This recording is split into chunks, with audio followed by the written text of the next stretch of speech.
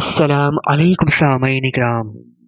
सामईन इकराम, आज के इस उन्वान ख़ास में हम औलिया अल्लाह व सूफिया इकराम के हवाले से उन 8 बातों का ज़िक्र करेंगे कि जो हर मुरीद के लिए ज़रूरी है, यहाँ तक कि हर शख्स के लिए ज़रूरी है।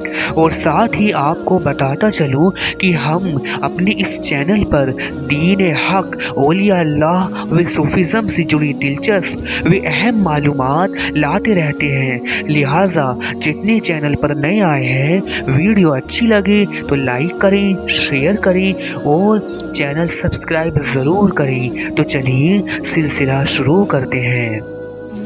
सामईन इकराम, एक मर्तबा की बात है कि हज़रत शफ़ीक बल्खी ने अपने शागिर्द हातिम से पूछा कि ए हातिम, बताओ तुम कितने वक्त से मेरे साथ हो?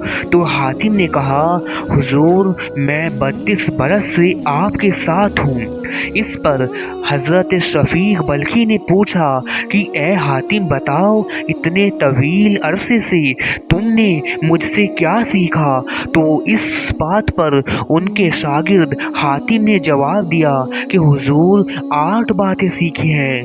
तो इस बात पर उनके शेख ने इन्ना लिल्लाहि व इन्ना इलैहि राजिऊन पढ़ा और कहा कि मेरे औकात तेरे ऊपर ज़ाया चली गई कि तूने सिर्फ 8 मसले ही सीखे हैं। तो इस पर हातिम ने कहा कि जी उस्ताद मोहतरम, ज़्यादा नहीं सीख सका और मैं झूठ भी नहीं बोल सकता। तो इस पर उनके उस्ताद हज़रत शफ़ीक बल्खी ने कहा कि अच्छा चलो बताओ तुमने मुझसे आखिरकार क्या सीखा है।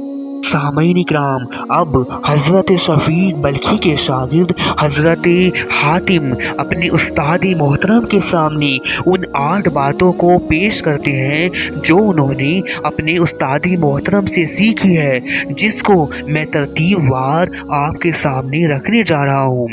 नंबर 1, हज़रत हातिम कहते हैं कि मैंने मखलूक को देखा तो मालूम हुआ हर एक का महबूब होता है कब्र में जाने तक।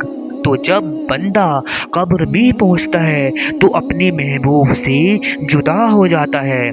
इसलिए मैंने अपना महबूब नेकियों को बना लिया कि जब मैं कब्र में जाऊंगा तो ये मेरे महबूब बनकर साथ साथ मेरे कब्र में रहेंगे।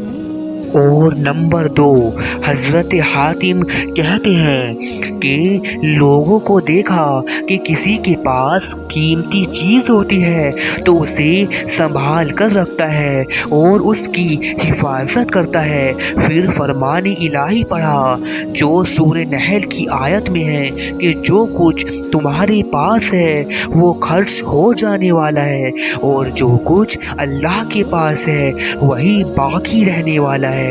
तो जो चीज़ मुझे कीमती हाथ आई उसे अल्लाह की तरफ फेर दिया ताकि उसके पास महफूज हो जाए, जो कभी ज़ाया ना हो। सामईन इकराम, अब चलते हैं नंबर 3 की तरफ। तो हज़रत हातिम ने फरमाया कि जब मैंने फरमान इलाही की तरफ गौर किया तो पाया, और जिसने अपने रब के सामने खड़ा होने का खौफ किया और नफ्स को बुरी ख्वाहिशात से बाज रखा, जन्नत उसी का ठिकाना होगा। तो बस अपने नफ्स को बुराइयों से लगाम दी, ख्वाहिशात नफसानी से बचने की मेहनत की, यहाँ तक कि मेरा नफ्स इताअत इलाही पर जम गया। सामईन इकराम, अब चलते हैं नंबर 4 की तरफ। तो हज़रत हातिम फरमाते हैं जब मैंने गौर किया तो लोगों को देखा इस दुनिया के अंदर दुनिया वालों का राजन दुनियावी माल, हसब नसब व दुनियावी जावी मनसब है। दुनियावी इज़्ज़त व शोहरत व लालच ही दुनिया में लोगों का राजन है। लेकिन इस सब को मैंने हकीकत से दूर ही पाया, और जब फरमान इलाही पर गौर किया तो पाया कि दर हकीकत अल्लाह के नज़दीक तुम में से सबसे ज़्यादा इज़्ज़त वाला वो है जो तुम्हारे अंदर सबसे ज़्यादा परहेज़गार है। لہٰذا میں نے اس پر غور کر کے تقوی اختیار کیا، تقوی کو اپنے اندر قائم کر لیا۔ سامعین کرام، اب چلتے ہیں نمبر 5 کی طرف۔ تو حضرت حاتم کہتے ہیں کہ میں نے لوگوں میں دیکھا کہ ایک دوسرے سے حسد رکھتے ہیں، آپس میں بدگمان رہتے ہیں، لہٰذا میں نے اس پر غور فرما کر خود کو حسد و بدگمانی سے دور کر لیا، خود کو دنیا سے کنارہ کر لیا، اور مجھے یقین ہو گیا کہ قسمت صرف اللہ کے ہاتھ میں ہے۔